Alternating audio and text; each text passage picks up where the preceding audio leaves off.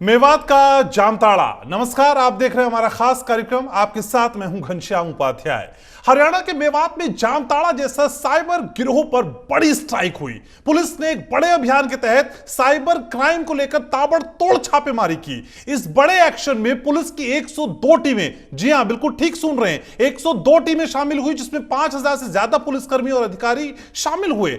14 गांव में 300 जगहों पर छापेमारी की गई। इस बड़ी स्ट्राइक में 207 हैकर्स और साइबर ठग पुलिस के हत्थे चढ़े। अपराधियों से अलग अलग बैंक के एटीएम, स्मार्टफोन्स, लैपटॉप, आधार कार्ड और एटीएम स्वाइप मशीन जैसे कई सामान बरामद हुए। यह कहानी सिर्फ इतनी नहीं है। जी हां, मेवात से शुरू हुई इस कहानी के तार देश के दूसरे कोनों तक जुड़े हुए हैं। शुरुआत करते हैं हमारे इस खास कार्यक्रम की।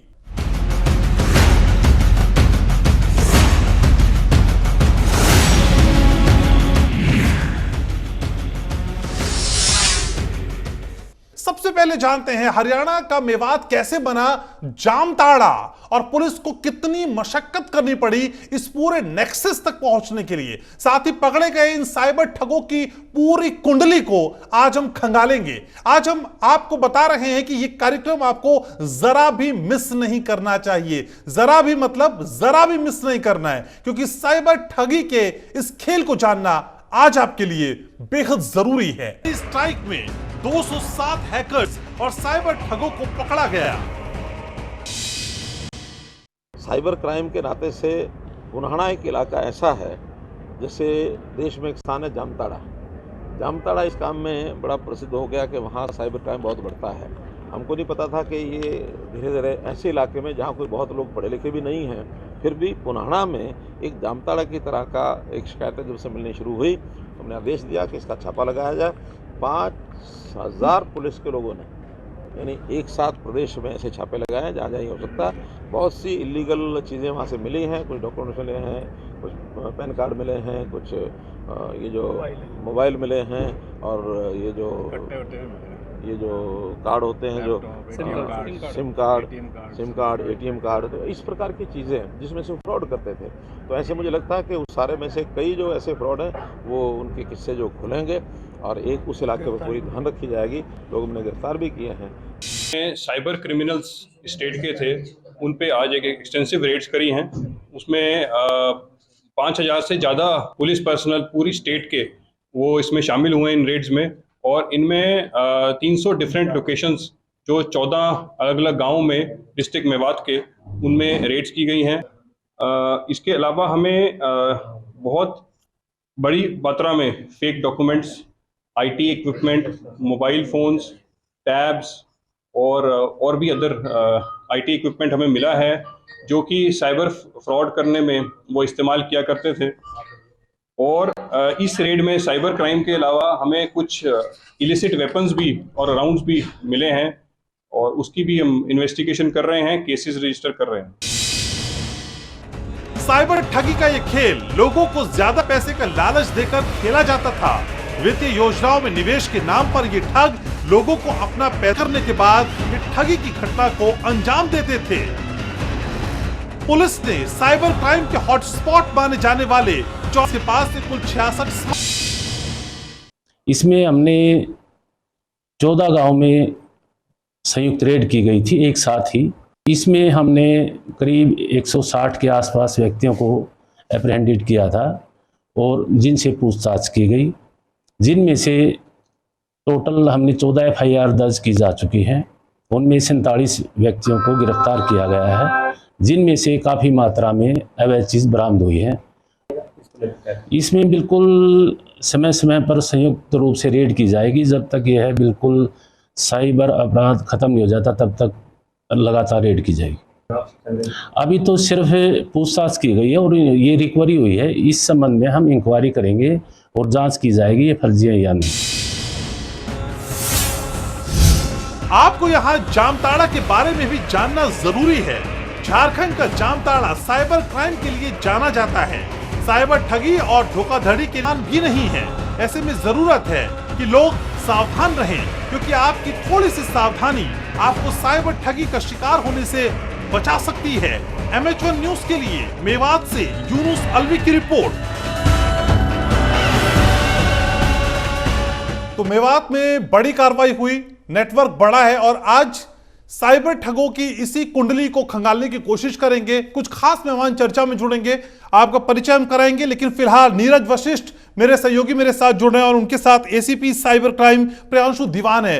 तो नीरज, शायद ही कोई ऐसा दिन होता है जब हम साइबर क्राइम की बात नहीं करते, हम साइबर क्राइम से ठगे जाने को लेकर चिंतित नहीं होते और अवेयर होने का भी दावा लगातार होता है, लेकिन फिर भी ऐसी कौन सी बड़ी प्रैक्टिस है जो ये ठग करते हैं, जिनके जाल में हम लगातार फंसते हैं? जरा डिटेल में बताइए। क्योंकि साइबर ठगी का शिकार ज्यादातर युवा हैं, ज्यादातर बुजुर्ग हैं या ज्यादातर घरों में रहने वाली महिलाएं हैं। इस मामले पर हमारे साथ बातचीत करने के लिए एसीपी साइबर क्राइम प्रियांशु दीवान है। सर, एमएच1 के स्टेट होम पर आपका स्वागत है। क्या कुछ कहेंगे सर, जो रेड की गई थी वहां पे कितना असर दिल्ली एनसीआर में, गुड़गांव में आपको दिखने वाला है इस रेड पर? देखिए, मेवात धीरे धीरे साइबर क्राइम के वहाँ पे केसेस बहुत ज्यादा रिपोर्ट होते जा रहे थे और जितना ज्योग्राफिकल टेरेन वहाँ पे है, वहाँ पे लोग की ग्राउंड उसी सर्च पे ये जो एक्सरसाइज है ना केवल वहाँ पे सक्सेसफुल रही, क्योंकि हमने कई साइबर क्रिमिनल्स को पकड़ा भी और अच्छी रिकवरी भी की। उसके अलावा लोकल इंटेलिजेंस गैदरिंग, फ्यूचर के लिए एक लोकल इंटेलिजेंस गैदरिंग को और स्पेसिफिक मेवात से रिलेटेड साइबर क्राइम के मॉडल को पकड़ और रोक लगानी। गुड़गांव में कितना असर पड़ने वाला है, क्योंकि ज्यादातर शिकायतें आपको साइबर क्राइम से, साइबर ठगी से रिलेटेड मिली है। किस तरह की शिकायतें गुड़गांव के साइबर थाने पुलिस स्टेशन में दर्ज की जाती हैं? और अगर मैं इस साल की बात करूं, यानी 1 जनवरी से लेकर मौजूदा वक्त की बात करूं, कितनी ठगी की शिकायतें आप तक पहुंची है? गुरुग्राम में तकरीबन अभी तक 8,000 से भी ज्यादा साइबर क्राइम शिकायतें और मेवात से जितना भी लोकल एनालाइज किया है, जिसकी हमारी कंप्लीट और एफआईआर में रिसर्च होती है, जो भी एक्सटॉर्शन की जो भी साइबर फ्रॉड है या फिर ओएलएक्स और हाउसिंग रेट की फ्रॉड है, एंड ये स्पेसिफिकली आपके मेवात से ओरिजिनेट होते हैं और तभी हमने एक काउंटर बनाया ताकि हम साइबर मेवात के बॉर्डर का इलाका था, यूपी के बॉर्डर का इलाका लगता है, भरतपुर के आसपास का इलाका, या फिर राजस्थान के जो बॉर्डर का इलाका है, यहाँ पे टोटल इलाके में नया जमताड़ा विकसित हो रहा था। तो क्या लगता है कि इस रेड के बाद इस नए बनते जमताड़ा के ऊपर एक बड़ा आघात है और साइबर जो ठग है उनके अंदर एक डर का माहौल जरूर जाएगा इस रेड के बाद? बिल्कुल, ये जब एक प्लान और एक स्ट्रक्चर रेड की गई तो उसमें कहीं हमें सफलताएं भी मिली है और इससे ये जरूर पता चला है कि ये सारा का सारा राजस्थान बॉर्डर से करते हुए सारे गाँव से, तो वहाँ पे एक प्रोमिनेंट साइबर क्राइम बढ़ता था। तो इससे निजात पा सकते हैं और इसको कंटिन्यू। नीरज, हालांकि सर जी नीरज, जरा प्रियांशु जी से यह भी पूछिए कि असल में जो रेड डाली गई उससे पहले किस तरह के इनपुट्स इनके पास थे, कैसे इन्हें पता चला था कि असल में इस तरह के लोग इस काम को आगे बढ़ा रहे हैं और खास जगह पर रेड डाल के इतनी बड़ी कामयाबी मिलेगी? वो कौन से इनपुट्स थे जिनके बाद इतनी बड़ी कार्रवाई की गई? बिल्कुल, देखिए, मेवात पुलिस इस पूरे मामले को लेकर 2 महीने पहले से ही इस पूरे इलाके में नजर बनाए हुए थी। तकरीबन 300 से 400 ऐसे हॉटस्पॉट थे जिनकी पहचान मेवात पुलिस के आधार पर की गई थी। क्योंकि cyber expert cyber police station Haryana का पहला गुड़गांव के अंदर है, तो तमाम वो साइबर एक्सपर्ट की टीम उस रेड के दौरान वहां पे मौजूद थी, जिन्होंने तकनीकी आधार पर बहुत सारे लोगों को वहां से न केवल हिरासत में लिया बल्कि गिरफ्तार भी किया। सर, क्या कहेंगे इस पूरी रेड के बारे में? हालांकि मेवात एसपी इसको लीड कर रहे थे, आप भी वहां पे मौजूद थे, किस तरह के लोग वहां से हिरासत में लिए गए थे? क्या जब आपने रेड की तब भी वहां पे उस तरह की ठगी का खेल जारी था? देखिए, वहाँ पे एक साइबर क्राइम के लिए आपको मोबाइल की और एक इंटरनेट सुविधा की तो ये जो प्रोफेशनल साइबर क्रिमिनल ये कंटिन्यूसली मौके पे लाइव करते थे कि हमें वहाँ पे हमने नेट से और मोबाइल में अरेस्ट करें, और न केवल इसका हरियाणा दिल्ली एनसीआर से बल्कि इनके इंटर स्टेट लिंकेजेस, जैसे कि ये एसपी न्यू या मेवात की ये प्लानिंग और स्ट्रेटेजी थी, तो पूरे इंडियन से लिंकेजेस उनमें भी ये सारे इनपुट अरेस्ट और आगे ये कितनी एज जॉनर के सर की साइबर ठग आपने विश्वास किए या हिरासत के लिए? क्या एज रही होगी? उनको ट्रेनिंग कहाँ से मिल रही थी साइबर ठगी की? इन सबकी अगर मैं एज डेमोग्राफिक प्रोफाइल की बात करूँ तो ये जनरली आपके 20 से 35 साल बच के थे और ये ज्यादा पढ़े लिखे थे। फिर भी इनकी जो ट्रेनिंग है, ये लोकलाइज ट्रेनिंग है, वो शॉप बॉर्डर या फिर जो शॉप डिस्ट्रिक्ट जितने भी आपके गाँव वगैरह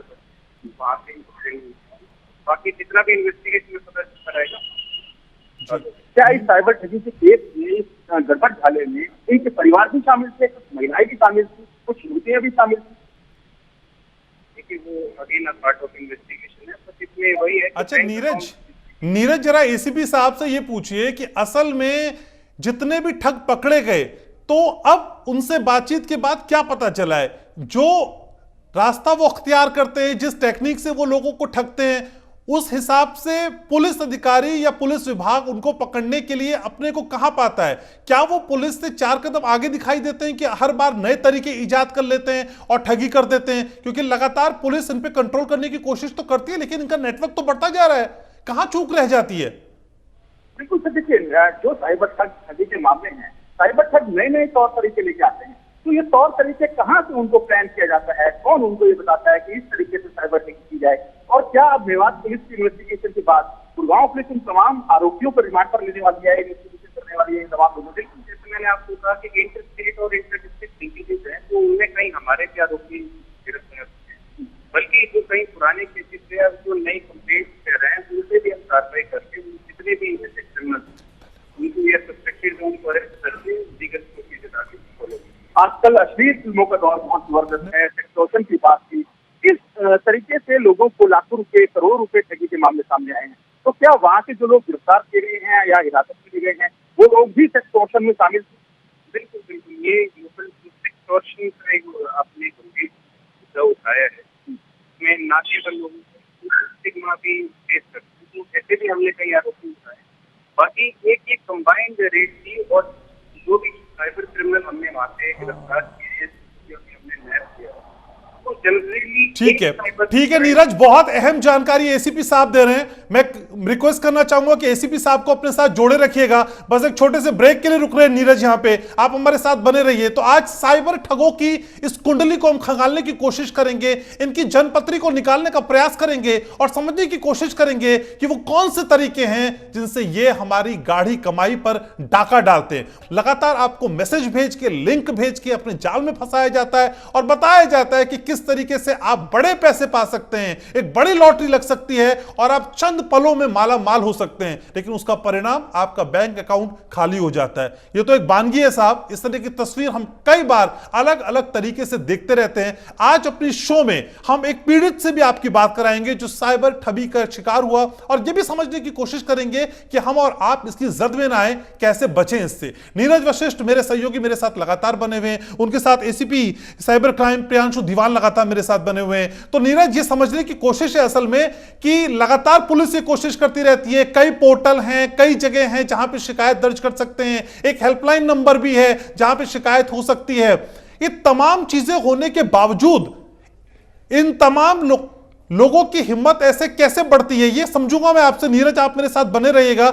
लेकिन जो दर्शक अभी हमारे साथ जुड़ रहे हैं उनसे आज हम बात कर रहे हैं मेवात के जामताड़ा की। ये जामताड़ा की वो तस्वीर है, मेवात की वो तस्वीर है जो झारखंड के जामताड़ा जैसा नजर आता है। यानी साइबर ठगी के मामले में मेवात की एक नई पहचान बनती जा रही है, और ये साइबर ठगी का मामला सिर्फ हरियाणा या फिर पंजाब या फिर हिमाचल या फिर उत्तर प्रदेश तक सीमित नहीं है, ये पूरे देश में फैल चुका है। और इस बड़ी तस्वीर को आज MH1 न्यूज समझने की कोशिश कर रहा है। नीरज वशिष्ठ मेरे सहयोगी मेरे साथ जुड़े हुए हैं, उनके साथ प्रियांशु दीवान है, एसीपी हैं साइबर क्राइम में। तो नीरज, ये मैं समझने की कोशिश कर रहा था कि तमाम तरह की सुविधाएं होने के बावजूद भी क्या आप पोर्टल में शिकायत कर सकते हैं, आपके पास हेल्पलाइन नंबर है, आप वहां पे जाकर अपनी शिकायत दर्ज कर सकते हैं, और लगातार पुलिस कैंपेनिंग भी करती रहती है, अवेयरनेस भी बढ़ाती रहती है। लेकिन क्या वजह है कि जो ठग हैं वो पुलिस से 4 कदम आगे ही दिखाई देते हैं? और ये सच है, प्रियांशु जी को मानना पड़ेगा। देखिए, हाँ बिल्कुल सर, जो आपने हेल्पलाइन नंबर जारी किए हैं, क्या लगता है कि साइबर ठगी के मामलों में वो हेल्पलाइन नंबर कारगर साबित हो रही है, या फिर लोगों को किस तरह से जागरूक किया जा रहा है? क्योंकि लगातार ये मामला जो आंकड़ा है ये बढ़ रहा है। आपने कुछ कहा कि इस साल में 8000 शिकायतें आपके पास, बहुत सारे शिकायतों को आपने FIR में तब्दील किया, गिरफ्तार भी किया, लेकिन लगातार आंकड़ा बढ़ रहा है। देखिए, जो साइबर क्राइम है ये फेसलेस क्राइम है, जितना मैं समझता हूँ। तो इसके लिए एक इंसेंटिवाइज लोगों को बहुत ज्यादा मिल जाता है कि लो टेक्नोलॉजी पे भी हाई गेन है, तो एक लो रिस्क हाई गेन की क्राइम एक्टिविटी बढ़ती जा रही है। लेकिन इसमें वही है, एक तो हम डिटेक्शन जो पुलिस की तरफ से वो बढ़ाते जा रहे हैं, अवेयरनेस भी इस तरह से बढ़ाते जा रहे हैं, और अपनी कैपेसिटी बिल्डिंग भी धीरे धीरे बढ़ाते हैं। और इसके इसके बावजूद भी और एक तकनीकी सहायता का प्रयोग करके जितने भी हम ऐसे फर्जी नंबर हैं या फर्जी अकाउंट हैं उनको भी टाइम टू टाइम ब्लॉक करते रहते हैं ताकि हम साइबर क्रिमिनल की एक्टिविटी को रोक सकें। अच्छा, बीते कुछ दिनों में कितने ऐसे नंबर थे, मोबाइल नंबर थे जो कि साइबर ठगी के दौरान इस्तेमाल हो रहे थे, जिसको आपने ब्लॉक कराया? इसका पूरा एक नेशनल वाइड फिगर है, इसमें तरह तरह के दिसंबर तक जैसे गुरुग्राम में ही 8,000 के अराउंड नंबर ब्लॉक हुए, तो हर डिस्ट्रिक्ट वाइज इसमें नंबर ब्लॉक करते रहते हैं और पीरियोडिक की एक्सरसाइज चलती रहती है ताकि साइबर क्रिमिनल जो एक फ्रीक्वेंट नंबर यूज करें उसको बार बार यूज ना करें। नीरज, रेड के दौरान कितने नंबर है वहाँ पे एक्टिव थे मेवात में, जामताड़ा में, जिन नंबरों को आपने ब्लॉक कराया या फिर जो डॉक्यूमेंट्स आपने कब्जे में लिए उसके आधार पर क्या गुड़गांव साइबर पुलिस की इन्वेस्टिगेशन करने जा रही है? किन लोगों के डॉक्यूमेंट थे, किन लोगों के आधार कार्ड थे, किन लोगों के पासपोर्ट थे, किन लोगों के नाम से वो सिम इशू कराए गए? ये जैसे भी इंटेलिजेंस शेयरिंग हम मेवात पुलिस के साथ करते जा रहे हैं और जितने भी अकाउंट थे या जितने भी परचेज ये सिम कार्ड थे उनकी डिटेल्स वगैरह प्रोवाइड करते कि वो चाहे ईस्ट इंडिया से हो या फिर आपके सेंट्रल इंडिया से। नीरज, जरा एसीपी साहब से ये पूछिए कि अगर एक कोई आम आदमी सिम खरीदने के लिए दुकान में जाता है, अपना नंबर पोर्ट कराना चाहता है या फिर उसे नई सिम चाहिए होती है, तो उसे तमाम तरह के दस्तावेज लगाने पड़ते हैं, तमाम तरह की मुश्किलें फेस करनी पड़ती हैं और ऐसी मुश्किलें नीरज आपने भी फेस की होंगी, मैंने भी फेस की हैं। लेकिन जो ठग हैं इनके लिए ये सब इतना आसान कैसे हो जाता है? ये इजी पैटर्न वो अख्तियार कैसे होता है? वो सेफ पैसेज कौन सा है जो साइबर ठग लगातार इस्तेमाल करते हैं और पुलिस की नाक के नीचे ठगी करते हैं? वो सेफ पैसेज से समझने की कोशिश करिए। बिल्कुल, देखिए सर, महत्वपूर्ण बात ये भी है, महत्वपूर्ण सवाल ये भी है कि सिम इशू कराने के लिए काफी डॉक्यूमेंट लगते हैं। आजकल तो फिंगरप्रिंट भी लगता है, फेस आपकी फोटो भी जाती है। तो ऐसे में ये साइबर ठग ये तमाम तरह की जो सिम है, 8,000 नंबर ब्लॉक कराए, 20,000 नंबर मेवात के अंदर कर रहे थे, उन्हें एसपी मेवात की माने उन्हें ब्लॉक कराया गया। और अगर मैं बात करूँ इस साल या 1.5 साल के दौरान 8 लाख ऐसे नंबर थे जिन्हें ब्लॉक कराया गया। तो ये सिम प्रोवाइडर जो कंपनियां हैं, क्या गुड़गांव साइबर क्राइम या फिर हरियाणा पुलिस इनकी तरफ भी देख रही है, इनके खिलाफ भी कार्रवाई करने की बात की जाने लगी है? सर बिल्कुल, हम इनसे रेगुलर संपर्क करते रहते हैं और इनको कहते हैं नंबर ब्लॉक करने के लिए। देखिए जो नंबर जारी ये जनरली एक पैटर्न देखा गया है कि जनरली बिहार, बंगाल, उड़ीसा, यहाँ पे जो भी गरीब इलाके हैं वहाँ पे जनरली उन लोगों के नाम पे ये नंबर जारी होकर पूरे जितने आपके साइबर क्राइम के गढ़ है वहाँ पे डिस्ट्रीब्यूट किया जाए। तो क्या ऐसी कंपनियों की पहचान की गई या फिर ऐसे लोगों की पहचान की गई? जब आपकी इन्वेस्टिगेशन में ऐसे नाम आते हैं सामने, किसी रिक्शे वाले का है, किसी पान के फूट वाले का वो नंबर, तो क्या इन्वेस्टिगेशन के दौरान आपको मुश्किल नहीं आ रही है? बैलेंस के तौर पर नहीं देखी?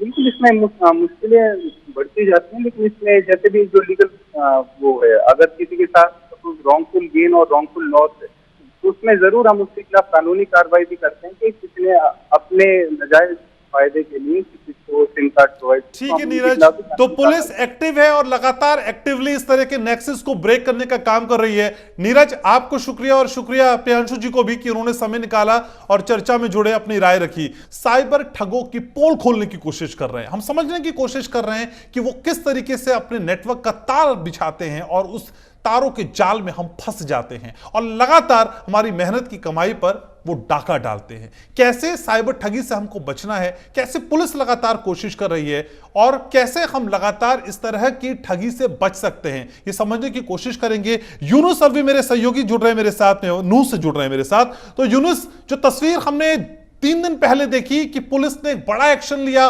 बड़ी कार्रवाई की और बहुत सारे ठग एक साथ पुलिस की जद में आए, ये तस्वीर यहां तक तो समझ आती है, लेकिन आप ग्राउंड जीरो पर रहते हैं यूनुस, क्या वाकई इस कार्रवाई का उतना बड़ा इंपैक्ट होगा कि आने वाले समय में हम साइबर ठगी से बच पाएं या फिर ये कार्रवाई बस कार्रवाई होकर रह जाएगी? देखो घनश्याम, कार्रवाई कहते हैं ना, फर्स्ट इंप्रेशन लास्ट इंप्रेशन। अगर शुरुआत अच्छी है और इसका एक दहशत हुआ है और इसका जो है एक इम्पैक्ट जो है राजस्थान हो और भरतपुर हो और यानी कि उत्तर प्रदेश हो, यानी कि मेवात जो है 3 राज्यों के 5 डिस्ट्रिक्टों जिलाओं में बसा है, यानी कि हरियाणा के पलवल और नूह जिला और राजस्थान के अलवर और भरतपुर और उत्तर प्रदेश का मथुरा।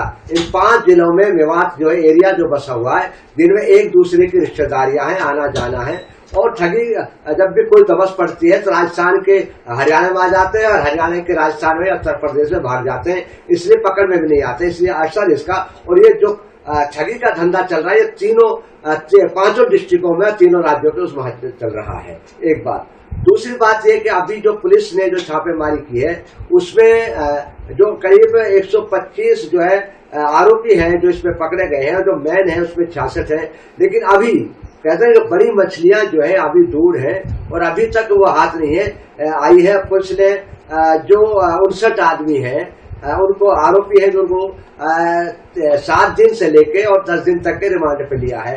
और लेकिन अभी लोकल पुलिस जो है यानी कि एसपी है या डीएसपी है वो इस बारे में कोई खुलासा नहीं कर रहे। लेकिन जिस तरीके से हमारी जानकारी मिली है पुलिस से जो है, क्योंकि पूछताछ पे जैसे उसे बातचीत हो रही है, जैसे अन्य आरोपियों का ठिकाने हैं, इस तरीके से करते मुझे हैं। इस खबर का वो मिजाज समझाइए जो हमारे दर्शकों से अनछुआ है। मुझे ये बताइए सर कि असल में जितने भी लोग पकड़े गए हैं उनका जो एज ग्रुप है वो क्या है, किस तरह की बैकग्राउंड से वो ताल्लुक रखते हैं, और इस इलाके में जो रहने वाले लोग पकड़े गए हैं जो इस ठगी में लोगों को ठगा करते थे, उनकी मॉरस ऑपरेंडी कैसी रहती थी, वो किस तरीके से लोगों को जाल में फंसाते थे, मुझे ये समझाइए यूनुस। हाँ बिल्कुल घनश्याम, आपने अच्छा सवाल किया है। मैं आपको बताऊं कि इसमें क्या है कि पहले थोड़ा पढ़े लिखे 10वीं 12वीं लोग जुड़े इसमें।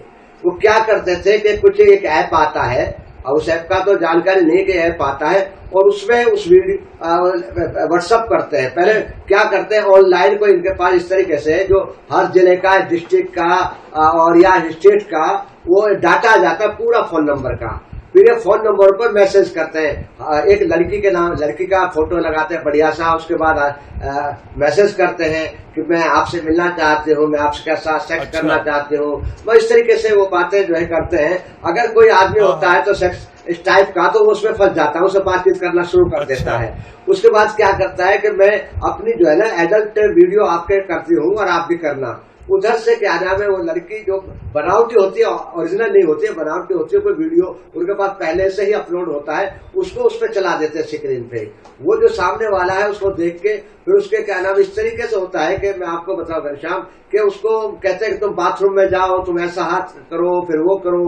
उधर से जैसे वो हरकत करता है उसकी वीडियो रिकॉर्डिंग वो दूसरा पक्ष वो करता रहता है और ऐसा लगता है कि यानी कि यहाँ तक सारे कपड़े उसके उतरवा के। ठीक है यूनुस तो बहुत अहम जानकारी आप दे रहे हैं। ये मामला सिर्फ ठगी का नहीं है, ये सेक्सटॉर्शन भी है, ये हनी ट्रैप भी है और लोगों की एडल्ट्री वीडियो बना के उनको ब्लैकमेलिंग का भी है, यानी बड़ा मसला है। यूनुस आप मेरे साथ बने रहिएगा। इस वक्त मुकेश चौधरी जी मेरे साथ जुड़ रहे हैं, साइबर एक्सपर्ट हैं, और मेरे साथ यूनुस अलवी लगातार मेरे साथ बने हुए हैं। मुकेश जी आपके पास आना चाहूंगा। सर, हम लगातार कहते हैं कि साइबर ठगी से हमको बचना है, लगातार इस तरह की थियरी, इस तरह की जानकारियां फ्लोट होती हैं कि देखिए आपको साइबर ठगी के जाल में नहीं फंसना है, किसी को ओटीपी नहीं बताना है, किसी लिंक पे क्लिक नहीं करना है, अपनी पर्सनल डिटेल शेयर नहीं करनी है, लेकिन फिर भी हम फंस जाते हैं। सर, ये कच्चा लालच है क्या, और लालच की वजह से ये ठगी होती है? आप क्या मानते हैं 3 ऐसी बड़ी वजह जिसकी वजह से एक आम आदमी इस तरह के जाल में फंस जाता है? देखिए, इसके अंदर मल्टीपल फैक्टर्स हैं। सबसे बड़ा जो रीजन है वो ये है कि हमारे एजुकेशन सिस्टम जो है इतने सालों से इतना प्रैक्टिकली अपडेट और अपग्रेड नहीं हुआ है कि डिजिटल फ्रॉड से, साइबर सिक्योरिटी से या साइबर लॉ, ये सारी ट्रेनिंग स्कूल और हायर एजुकेशन के अंदर कॉलेज यूनिवर्सिटीज में पढ़ाया जाए इफेक्टिवली, ताकि आने वाली जनरेशन भी इससे बच पाए। तो अभी तक इफेक्टिव ये हमारे करिकुलम का पार्ट नहीं बना है, जो कि मैंडेटरी होना चाहिए। तो एक सबसे बड़ा रीजन तो ये है कि अवेयरनेस अब भी शुरू नहीं हुई है।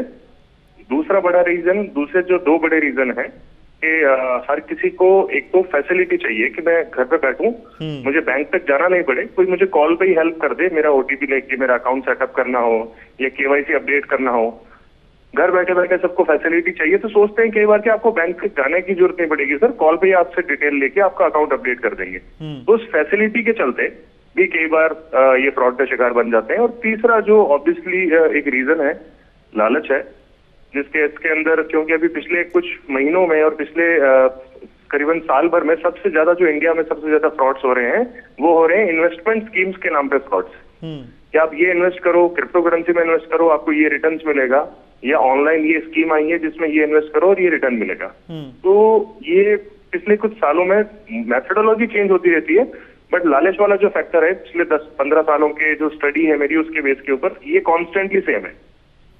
जी, लेकिन सर अगर एक आम आदमी के फोन पे इस तरह का मैसेज आता है कि देखिए साहब इस लिंक पे आपको क्लिक करना है और लाखों रुपए आपके हो सकते हैं, तो पहला स्टेप उसे उठाना है वो क्या करना है? सबसे पहले तो आपको किसी भी व्यक्ति को अगर इस तरीके का कोई लिंक आता है, कोई मैसेज आता है, तो उनको अपनी कैपेसिटी या अपनी कैपेबिलिटी समझने की जरूरत है कि वो टेक्निकली कितने समझते हैं। अगर कोई ऐसा मेथड या कोई इस तरीके से आपको प्रॉफिट या लालच देने की कोशिश कर रहा है जिस मेथड के बारे में आप अवेयर ही नहीं है, आपको पता ही नहीं है कि क्या ये करने से सच में ऐसा हो जाएगा, तो उसके लिए ओपिनियन सजेशन लेने जरूरी है। पर क्या होता है कि इंसान उस टाइम पे सोचता है कि नहीं मैं और किसी को बताऊंगा तो उसको भी आइडिया हो जाएगा कि इस तरीके से पैसा कमाया जा सकता है, तो उस चक्कर में वो फ्रॉड के शिकार बनते हैं। लेकिन सर पुलिस की तरफ से कई तरह की कोशिश की जाती है, हेल्पलाइन नंबर भी जारी किए जाते हैं, national cyber crime reporting portal भी है जहां पे आप शिकायत दर्ज कर सकते हैं। इस तरह की सुविधाएं कितनी इंपैक्टफुल हैं, क्या एग्जिस्ट करती हैं सर? ये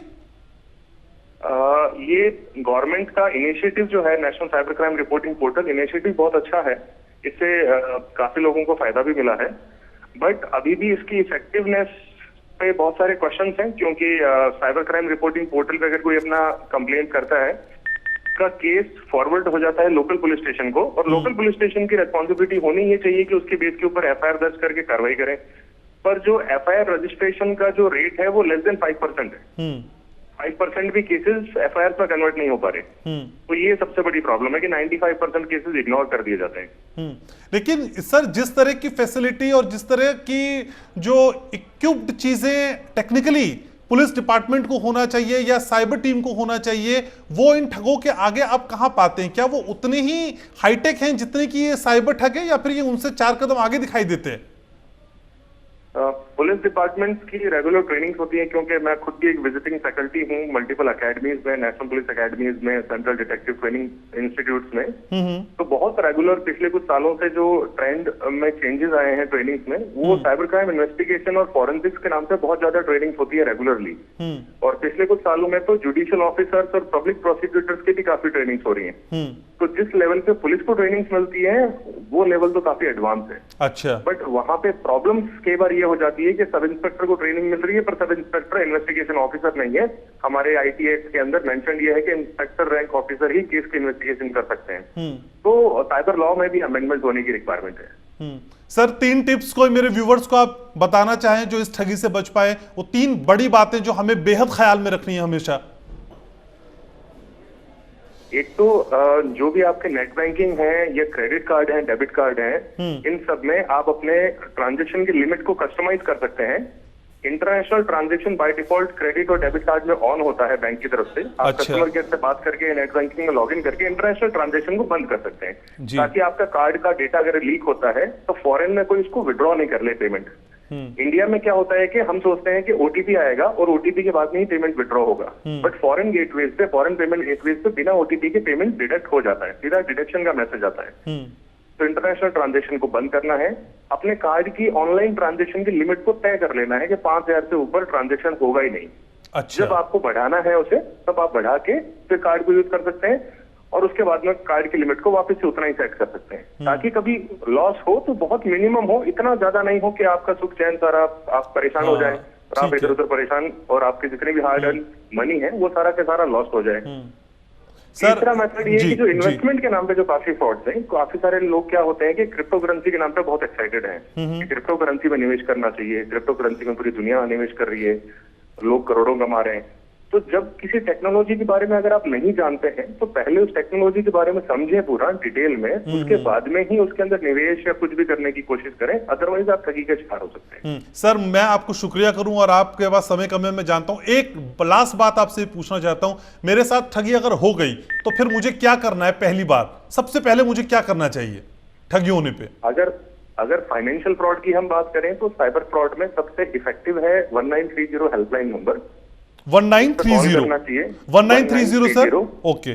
1930 हेल्पलाइन नंबर है national cyber crime reporting portal का। ये हेल्पलाइन नंबर क्या होता है कि इस नंबर पे जैसे ही कोई कॉल करेगा, उनके रेस्पेक्टिव हर एक स्टेट के अंदर एक एजेंसी डिफाइन कर रखी है कि वो एजेंसी के पास में उनकी टीम है जिनके पास में कॉल जाएगा, और स्टेट पुलिस की तरफ से आपका कॉल हैंडल किया जाएगा, आपको गाइड किया जाएगा क्या करना है क्या नहीं करना है, और वो आपका एक यूजर आईडी पासवर्ड बना के आपको टेक्स्ट मैसेज सेंड करेंगे उस टेक्स्ट मैसेज से साइबर क्राइम रिपोर्टिंग पोर्टल पे लॉगिन करना है। लॉगिन करके आपको वहां पे कैटेगरी सेलेक्ट करना है कि कार्ड की फ्रॉड की कैटेगरी क्या है, किस टाइप का फ्रॉड हुआ है, और कार्ड की डिटेल्स वगैरह जो ट्रांजेक्शन हुआ है फ्रॉड उसकी डिटेल्स फिलअप करना है। ये फिलअप करने के बाद में डिपार्टमेंट ये करेगा कि जिस भी खातों में वो पेमेंट आपका ट्रांसफर हुआ है उन खातों को डेबिट फ्रीज कर देंगे। ओके।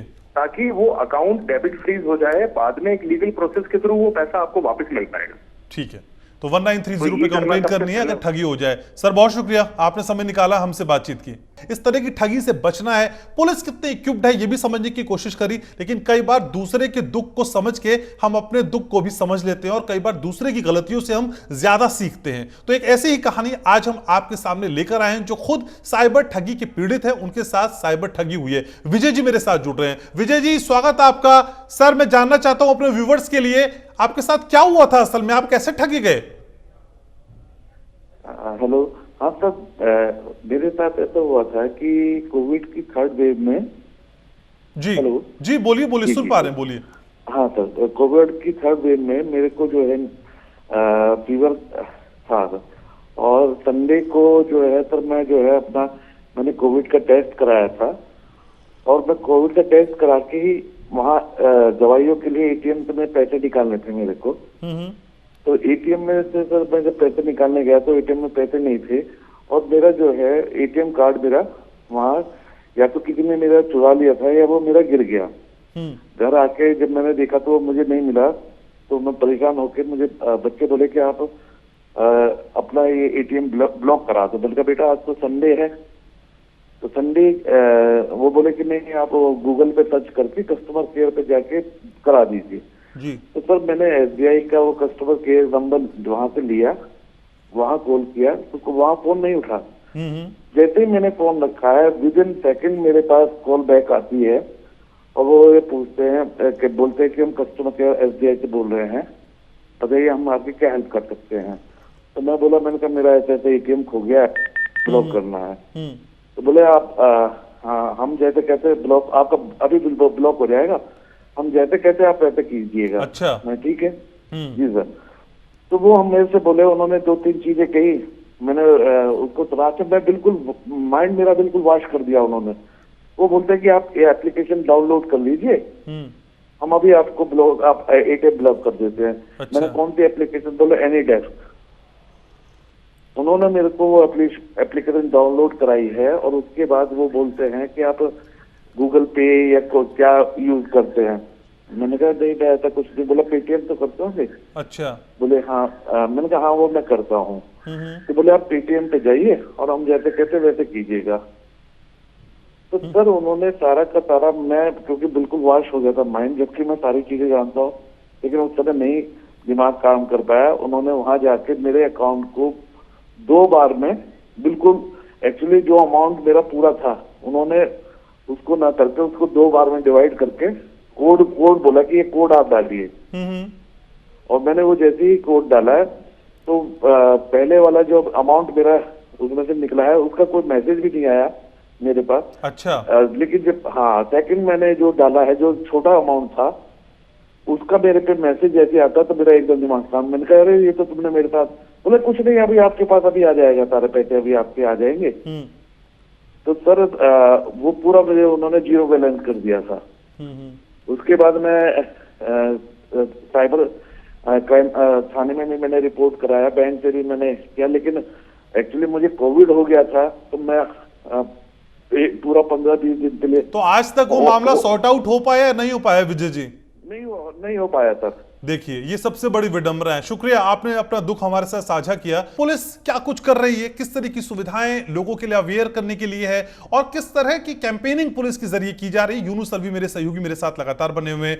तो यूनुस अगर पुलिस की बात करें तो पुलिस को आप इस पूरे मसले में कहां पाते हैं? लोगों को अवेयर करने के लिए, जागरूक करने के लिए पुलिस की तरफ से या फिर दूसरे डिपार्टमेंट की तरफ से क्या कोशिश की जा रही है, खासकर मेवात में? घनश्याम में जो मैं बात बता रहा हूँ, जो ये ठगी है मेवात, यानी कि ठगी मेवात में अलग किस्म की है और पुलिस अलग काम अलग अपने हिसाब से करती है। अच्छा। मेवात में ना तो नेट बैंकिंग फ्रॉड होता है, ना मेवात में साइबर क्राइम होता है, ना केवाईसी होता है, ना कोई ओटीपी मांगता है। यहाँ इस तरीके ना कोई लिंक को ओपन करवाता है, ना यहाँ इनाम मिलने का कोई मैसेज देता है। यह अलग किस्म का फ्रॉड है।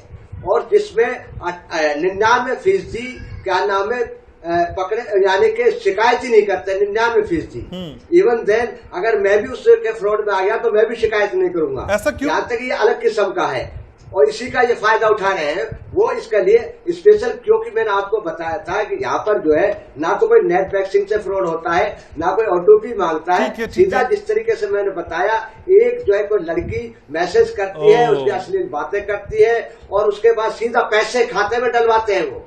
वो पैसे सीधा खाते में डलवाते हैं, कोई ओटीपी नहीं मांगते। और इनका जो बीच का एक मैनेजर बनके वो करके बात करता है, देखो या तो पैसे डाल दो, ना तो आपका सोशल मीडिया पे वायरल कर देंगे हम। अच्छा, इस तरीके से ब्लैकमेलिंग है ये तो। ये साइबर क्राइम के साथ ब्लैकमेलिंग भी यूनुस ब्लैकमेलिंग है। ये ब्लैकमेलिंग का साइबर है। वहां में जैसे और जगह होता है ना 1503 पे 1903 पे कुछ करते हैं, 1930 में कोई फर्क नहीं पड़ता। या जो खुद पैसा डाल रहा है वो क्या जरूरत है। लेकिन इसमें एक अलग किस्म का फ्रॉड है मेवात में। जब तक यहाँ पुलिस सोचेगी तब तक तो बहुत कुछ है और कुछ हो जाएगा। इसलिए यहाँ ना कोई ओटीपी आती है, ना कोई मैसेज होता है, ना 1930 पे फोन करने की कोई जरूरत है। या तो इसलिए मैं बता रहा हूँ कि यहाँ तो यूनुस ये तो उस साइबर क्राइम से भी बड़ा खतरनाक क्राइम है। जिस साइबर क्राइम की आज हम बात कर रहे हैं तो उससे बड़ा क्राइम है। यहाँ तो आपकी इज्जत पे सवाल है। कई बार तो जान चली जाएगी, ऐसे कोई सुसाइड कर लेगा या फिर किसी का कत्ल हो जाएगा। ये तो बड़ा क्राइम है। बिल्कुल कर लेते हैं। बहुत से लोग सुसाइड कर चुके हैं। अगर मान लो मैं उनके चक्कर में आ गया, बताइए मेरी तो इज्जत मिट्टी में हो जाएगी। अरे यार अभी तुम बूढ़े आदमी हो, इस तरीके से तुमको अच्छा नहीं लगता। तो ये चीजें हर आदमी डर की वजह से किसी को बताता भी नहीं है। थाना तहसील में शिकायत नहीं करा। अभी 1 साल से 1.5 साल से लोग शिकायत करने लगे, यानी कि 1% शिकायत कर रहे हैं। 99% तो। और बड़ी बात यह है कि ज्यादातर देहात के लोगों को पुल्लू नहीं बनाते, शहर के लोगों को बनाते हैं जो जल्दी आ जाते हैं, उनके पास पैसा होता है। यहाँ पे जरा ये भी समझाइए, यहाँ पे जरा ये भी समझाइए कि ये जो एडल्ट्री वीडियो वाले जो क्राइम यहाँ पे हो रहे हैं, ये उन लोगों के साथ होते हैं जो इस तरह की साइट पे जाके सर्व करते हैं, या उनको रैंडमली मैसेज आता है? नहीं, पॉर्न साइट्स पे जो जाके करते हैं उनको इस तरह के मैसेजेस आते हैं क्या? नहीं, वो ना वहां नहीं है। जैसा मैं आपको बताता हूँ सिंपल क्या है। ये क्या है कि जो थर्ड टाइप के हैं मेवात में, वो क्या है कि लिस्ट बना देते हैं जैसे गुड़गांव जिले की। इनके पास टेलीफोन नंबर सारे आ जाते हैं। कोई ऐसा कोई ऐप है जिसमें फोन नंबर आ जाते हैं, हर जिले का, हर राज्य का, ऐसा वो निकाल लेते हैं। उनमें से फिर फोन चुनते हैं ये, फिर मैसेज करते हैं, अपना डीपी लगाते हैं, किसी लड़की का, खूबसूरत लड़की का फोटो लगाते हैं, उसको मैसेज करते हैं, हाँ हेलो कैसे है, क्या है, सारी चीजें इस तरीके से है। ठीक है, तो बड़ी तस्वीर और बड़े तौर पे समझाने की कोशिश यूनुस मेरे सहयोगी कर रहे थे। तो मेवात में साइबर क्राइम से भी आगे बढ़ के ये बड़ा क्राइम है जहां हनी ट्रैप के जरिए फंसाया जाता है और आपका वीडियो बनाया जाता है, फिर ब्लैकमेलिंग का दौर शुरू होता है, आपसे पैसे ठगे जाते हैं। तो आपसे रिक्वेस्ट यही है कि किसी भी अनजाने लिंक पे आप क्लिक ना करें, कोई ओटीपी शेयर ना करें, और जिस तरह से साइबर एक्सपर्ट्स ने आज आपको बताया कि अपने क्रेडिट और डेबिट कार्ड की लिमिट तय कर लें, क्योंकि ये आपको बचा सकता है। अगर कोई नुकसान हुआ भी तो वो बहुत बड़ा नुकसान नहीं होगा। MH1 न्यूज लगातार आपको अवेयर करता रहेगा, समझाता रहेगा, बताता रहेगा, क्योंकि हम सिर्फ खबरें देने का माध्यम नहीं है, क्योंकि हम ही हैं जो आपके साथ रहते हैं, आपकी बात कहते हैं। उम्मीद करते हैं ये खास कार्यक्रम आपको पसंद आया होगा। नमस्कार।